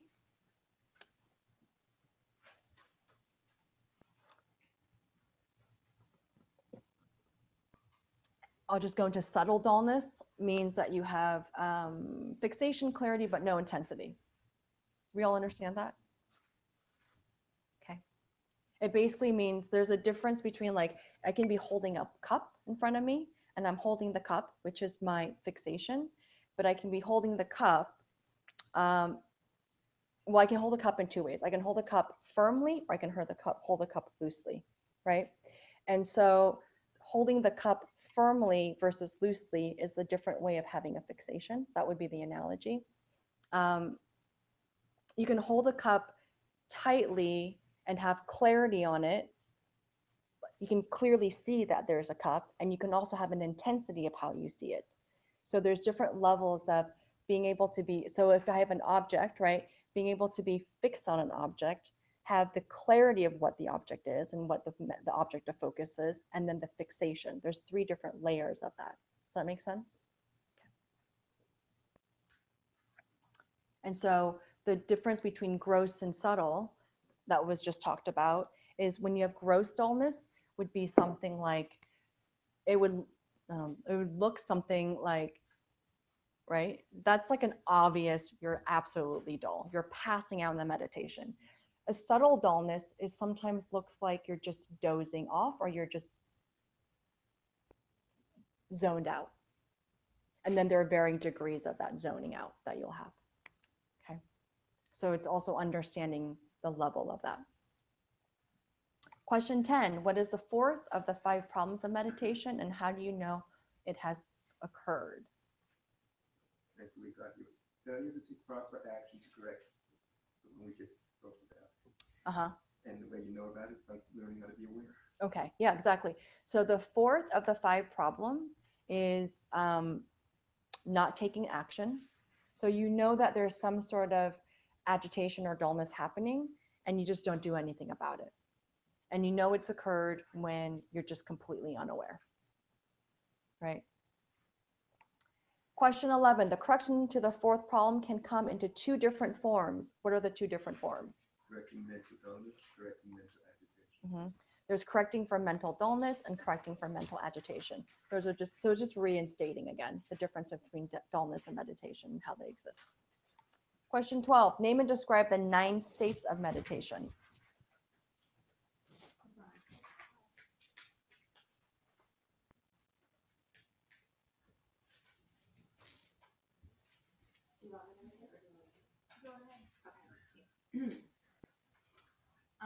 So the first one is putting your mind on the object. Yep. Putting your mind on the object in a stream. Yep. Putting the mind on the object in patches. Yep. So number 4, putting the mind on the object closely, concentration is steady. Yes. 5, bring it under control. Yep. 6, make it peace, making your mind clear to fix agitation. Wait, what's number Oh, wait. 6? Mm-hmm. Make it peace. And Wait. Wait, what number was that? 6. Okay, number 6 was, yes. Creating the, wait, number 6, how were you phrasing it? Yeah, Make it peace. make it peace. Mm-hmm. And it was, it's like you overcome, you're a little bit agitated because Uh-huh. you overcompensated for dullness in the previous stage. Yeah, right. Okay. Number 7. Totally peace, make it. Mm-hmm. It's where you make the mind totally calm. Number 8, Mm-hmm. make it one-pointed. Yeah. With cruise control. Yep, exactly. And number 9 is shamatha, deep meditation, focus, clarity. Exactly. Okay. I'm going to just go through that really quickly one more time. I'm sorry, the guys, that's going late. Okay. So the first one is, so the question was, just so that we're going to go back. Name and describe the 9 states of meditation. You have the first state where you're putting the mind on you're putting the mind on an object. Okay. That's the first thing. You're just trying to put, like, if this was a meditation, it's like, how do I put my mind on this object? That's it. That's the first step. Okay. So the animation that we had was just, it looks something like that. So the thing at this point is that you can put a mind on the object, but only for like moments. You can't stay focused on it. It's like you do it and then it kind of goes to something else, and you might try to do it, but it's not continuous. The second one is putting the mind on an object in a stream, which means that there's it's a little bit more consecutive. You can stay on the object for a little longer at a time. So this was the animation that we had for that. So it's the time is a little longer between each thought. Does that make sense? The third one is that it's like a patch-like fixation, meaning that it kind of looks something like that. So your thoughts have become, you're able to see the object, you're able to focus longer, but you start to realize there's patches in between. So you can actually start to patch up the spaces in between the consecutive thoughts. Does that make sense? So you're like, okay, before it was cup. Oh no, I forgot. Wait, what was I thinking? Oh, cup, right? Oh, what was it? Cup, right? The second one is, oh, cup a little longer, but then I kind of wander off and I come back. At this point, the time of you focused on it is more than the time that you're not focused on it. And so then it becomes you knowing that there's these gaps in between. You're not wandering off. Like, you have meditations where you wander off and you're like, oh my God, how long has it been since I've been off my object? I have no idea. This is a much more acute. You have an idea of how long it's been. You understand. The fourth one is the mind is placed closely on the object. So now you have at this point there are no gaps. Like you are fully focused. You're not dissuaded at all. Okay. And so the animation looks something like this. There's concentration, but there's also the possibility of agitation and dullness. That still is at play. You can still get a bit dull and you can still get a bit agitated. The fifth one is at this point, you're starting to get your mind even more under control. And so it looks something like this, where you can fully stay focused on the object, but still be a little bit dull at the same time. Now, this dullness isn't like a zoning off dull, like it's not like a falling asleep dull, it's just a subtle dullness that you'll have. The sixth one is that you kind of overdid it. And so what usually happens is when you get a little subtle, when you have subtle dullness, you'll kind of flip to the other side, and then you'll have actually some agitation that will occur. That's usually what happens. And the last one is you've been able to keep your mind completely calm and you have no issues. And so you don't really have that much agitation and dullness happening. And the eighth one is that you're able to focus on your mind or on your object completely with no agitation or dullness. It's effortless. Yeah, at that point, you're on cruise control. That's right. Great. And then ninth one is, and actually the eighth one is that I believe this one is you kind of have to get started on your meditation, but once you're on it, you can cruise. Yeah. And the ninth one is it's a state of what we say shamatha, where you're in a deep meditative pose, okay? Or not pose, but state. Right. So those are kind of the varying levels of meditation that you can go through. 13, name the 3 different types of meditation. Putting the mind on an object. Okay, so there's simply just putting the mind on an object, like if this is the cup. Second? Review meditation, where there are like steps to follow. Yes, exactly. Oh, sorry. There's a review meditation where there are steps to follow, like step 1, bring a teacher in front of you. Step 2, like you'll hear meditations have very specific steps and sequence. And 3. Analytical. Yeah. Right, where you're probing, where there might be a meditation where you're looking at and you're doing analysis. Why does this exist? How does it exist for me? Or if it's an emotion, why do I feel this way? What is this about? Where is it coming from? Does it really exist from myself, or does it exist on its own side? It's just probing. Any type of analytical work is an analytical meditation that you're going to be doing. 14, give the meaning of the word lam rim and where does it come from? Lam rim means the steps on the path, and it comes from the perfection of wisdom. Yeah, exactly. Lam rim steps on the path, and it comes from the perfection of wisdom. 15, which of the 5 great texts and the different levels of secret practice are contained in this text? So the 5 great texts are perfection of wisdom, middle way, vowed morality, higher knowledge, and Buddhist logic and perception. And then the secret practice is mentioned, but it's not gone into secret. Great. Yeah. I'm going to wait until Stephen's turn. Go. Let us know next. Yes. Good night. Thank you.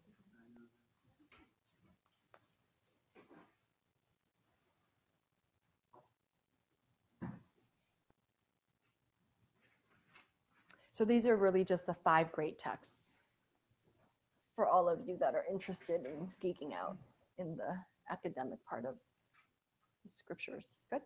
Okay. 16, name the 4 major parts of this lam rim. Root of the path, taking a lama. How to practice and purify the mind. Request for help in the practice, and prayer to meet llama and to achieve goals. Oh, I don't have that. So Mm-mm. that's not what we wrote. So, Developing faith. yes, developing faith. Yeah. It's the developing faith and admiration. It's about how to think about a teacher. Yeah. It's about how to act and developing. So these are really 4 parts of how you have and engage with a teacher. That's really what it is. You know, when you have a teacher, when you do decide to have a teacher, you have a teacher, there's a process of developing some sort of faith. Admiration is a funny word, but I think it's more like respect or aspiring to be that feeling. There's also a practice of how to think about your teacher, you know, a healthy way to think about your teacher. There's also ways of how to act around a teacher, and also how to develop a healthy sense of reverence. What does that look like? It's not like, okay, I'm just going to leave it at that. I'm not going to give an example. I don't want to get in trouble. I'm being recorded. Okay. Number 17, name the 3 parts to the subject of taking the essence of this life. So the essence of this life is really like the 3 parts of how to make your life worthwhile, like how to have a meaningful life. Okay, that's what essence of life really means. So what do we have? Steps shared with those of lesser capacity. There's steps shared with those of lesser capacity. Steps shared with those of medium capacity. Uh-huh. Steps for those of great capacity. Right. So basically, the point is, if you want a meaningful life, there are 3 different ways, according to Tibetan Buddhism, that you can have it. There's 3 different approaches. There's people who have decided that they have a lesser capacity approach. There's a medium capacity approach and a great capacity approach. Okay, they're just 3 different approaches. They're not. It's not a judgment, by the way. It's not like good or bad. It's just 3 different approaches. We'll go into a little bit more. Question 18. So I took on 18 and to the end. So we're almost there, guys. Hang in there.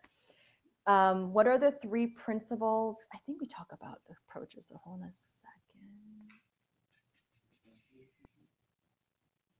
Yeah, we do.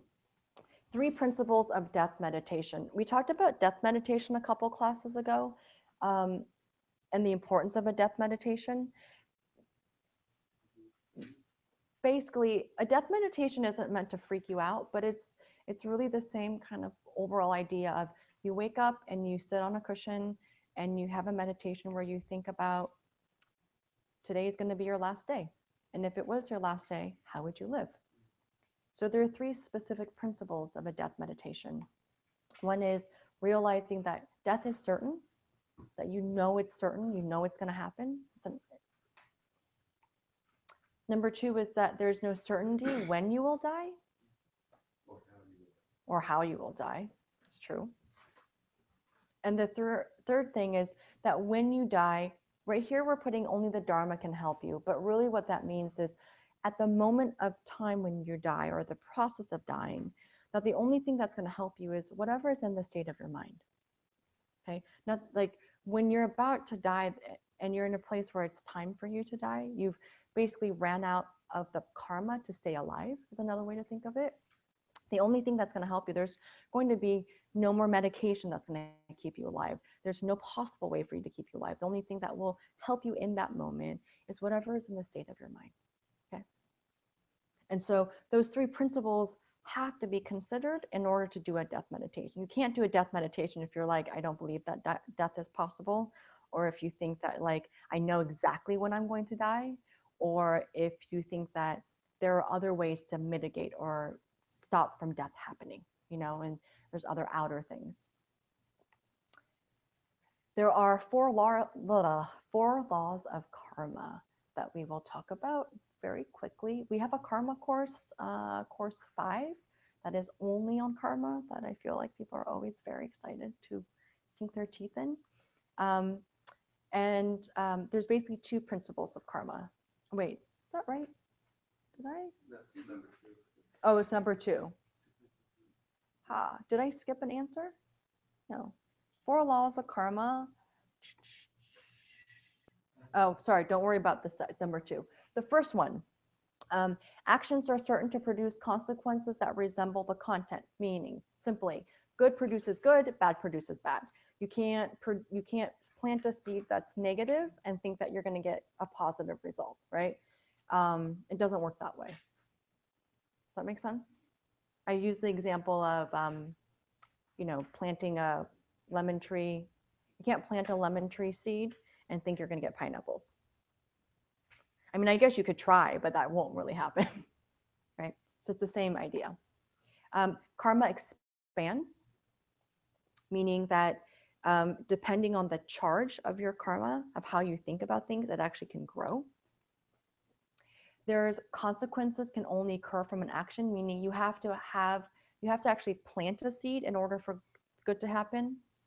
Or sorry, you have to plant something for a result to happen. There's a cause and effect. You can't do nothing and think that something will come out.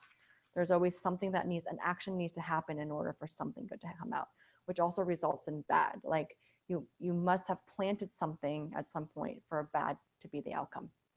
The fourth one is once created, karma doesn't disappear, doesn't just go away. You can lessen the karmic charge, but it doesn't just disappear. Good. 20. State briefly the difference between Buddhists of lesser, medium, greater capacity. So when we talked about that, lesser capacity basically means that you're coming in as a practitioner just saying, you know what, I just don't want to have a lower rebirth, because we believe in reincarnation. So the idea is that I don't want to be in the hell realms. We have hot and cold hell realms. I don't want to be reborn as a ghost. I don't want to reborn as an animal. You're saying, I just want to stay at least where I am at the bare minimum.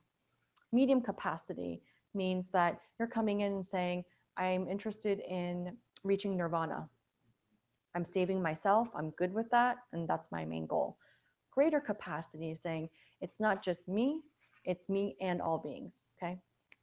When you reach nirvana and enlightenment, it's saying that you're interested in also being out of the human realm, that you have no suffering of any kind. When you're in the lesser scope, you're saying, I'm okay with suffering. I just don't want to be a lower realm. I'd like to be reborn as a human at the bare minimum. Okay. 21.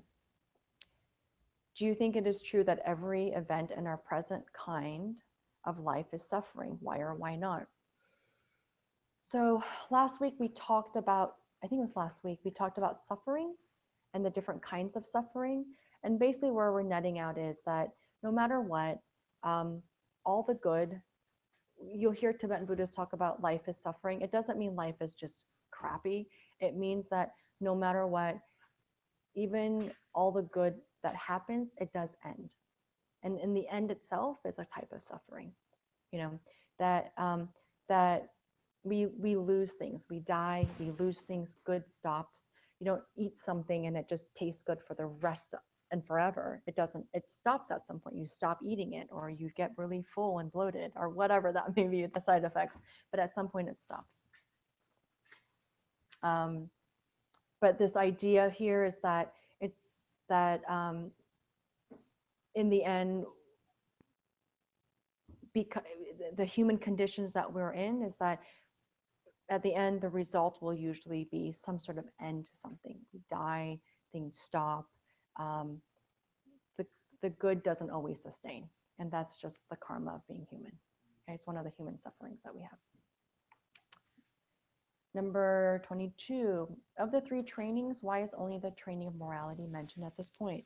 There are 3 different trainings we talked about last week. It's morality, concentration, and wisdom. What you basically need to know is that morality is the basis of concentration and wisdom. That's really the main point that you have to know. And it's just another way to remind yourselves that if you want to be a good meditator, check in with your morals. Gauge that and understand. And if you do that, you will have the ability, it will further your capability to be able to have concentration and better concentration, and also wisdom as well. I mean, try being unethical all day and just being a total jerk and thinking that you're going to get on the cushion and feel really good about yourself. you're probably going to have a lot of regret most of the time. I mean, maybe not. Maybe it'll just be toxic. I don't know. But it's in the scriptures are basically saying your moral code is what's going to get you to have concentration and wisdom. Okay. Which is actually great. If you're having a difficult time meditating, practice on morality first. Perhaps that's just a good place to start. 23, give the two parts the steps of the path, which are shared with practitioners of the greater scope. Basically, net, if you're in a situation or deciding to be a practitioner of greater scope, meaning you're saying, you know what, while I do this, I'm going to go for the highest ultimate goal. I'm not going to settle for just, not a lower rebirth or nirvana, but I just want to go straight for it. I want to aim high. The two different steps that you have are, just ignore that. No, just kidding. This one is, the two steps are, one is learning how to think like a bodhisattva. How do you think like one? That's one of them. And the second one is how to act like one. Right? You want to have a greater scope practice? Simple. How do I think like a bodhisattva? How do I think like somebody, like a being who wants to help myself and all beings? And then second one is how do I act like that? A being who wants that. 24 is give the definition of quietude, which we've talked about as shamatha. What's the definition of shamatha, which is the meditation practice that we did at the beginning of class? The technical definition is it's a single-mindedness, which is imbued with the exceptional bliss of practiced ease due to deep, single-pointed meditation on its object. If I were to summarize that, shamatha is basically a single-pointed meditation on an object. That's all it is. It's being able to focus on an object. Today we focused on the space of your mind. That's considered shamatha. Okay, it's just simply being able to focus on an object. Okay.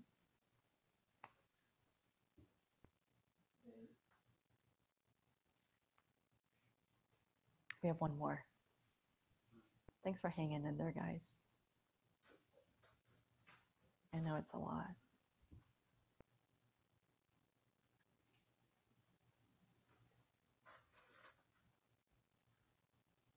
Oh, sorry.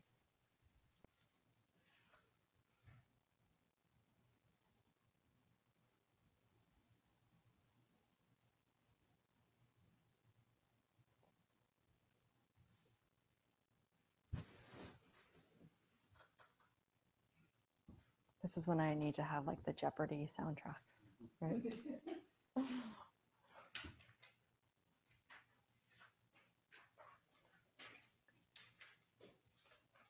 And the last one is give the definition of insight, which is vipassana, which basically is the analysis of the object. So shamatha is being able to focus on an object and keep the focus, and vipassana is the analysis of the object. Like, where does it come from? Why does it exist? How does it exist? Those kinds of analysis is what a vipassana meditation is really about. Does that make sense? Is that one of the analytical meditations? Yes, exactly. Vipassana is a type of analytical meditation. Shamatha and vipassana always usually go hand in hand. They're two sides of a coin. The idea is that you have to be able to focus and create stillness or quietude so that you can stay focused on an object. Once you can do that, you can now do an analysis on that object. Why does it exist? Where does it come from? How does it exist for me? Does it really exist that way? Is it in fact true? Maybe it doesn't exist that way. Maybe it exists the other way. That's what that analysis is. Okay. Any other questions you guys might have?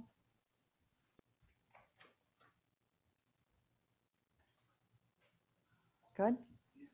Nice job, everyone, for sticking in there. Nice job. Okay. You guys have to dedicate. You guys were like the champions tonight. Sticking in there. Good for you. Amazing. Sashay. Uki Junshin no to drum. Re-rolling shin and taking party.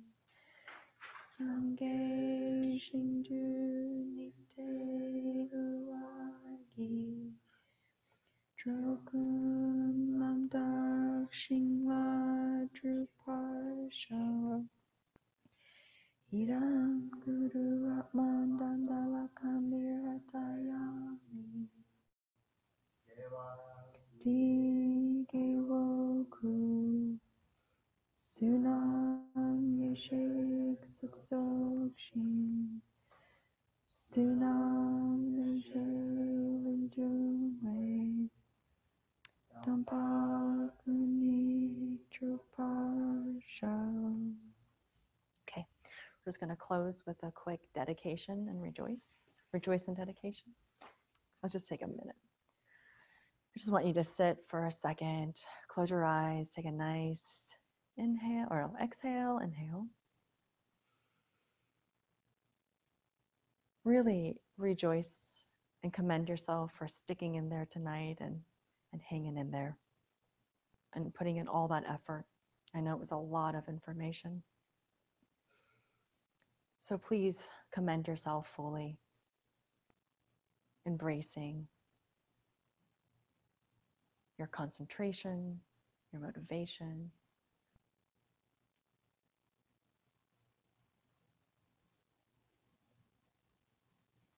I also want you to think about how we're closing up 2017, the end of the year.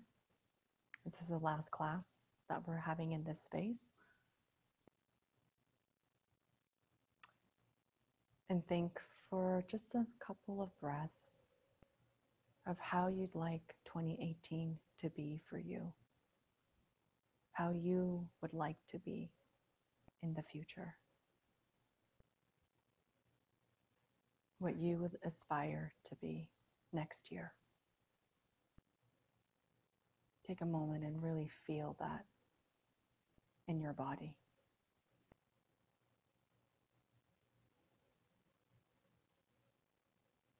What you wish for.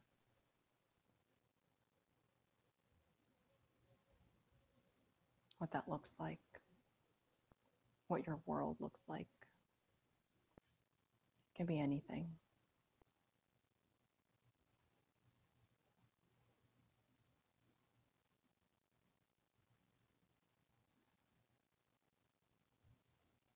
And knowing that whatever aspirations that you have inside your heart, recognize that those similar aspirations, if not the exact same aspirations, are shared amongst other people in this room. See if you can understand that and feel that.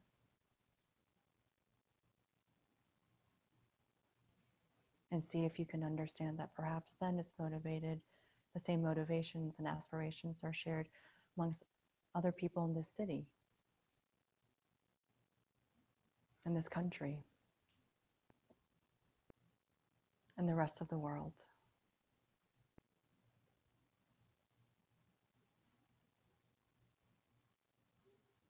That all beings ultimately want some type of happiness.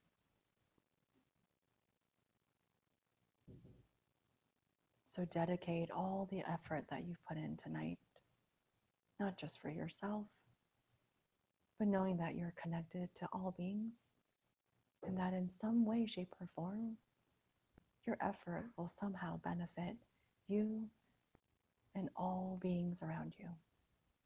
See if you can feel that.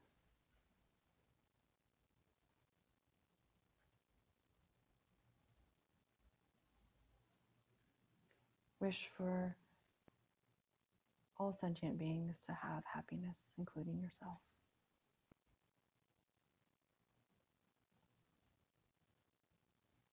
Thank you. Wonderful.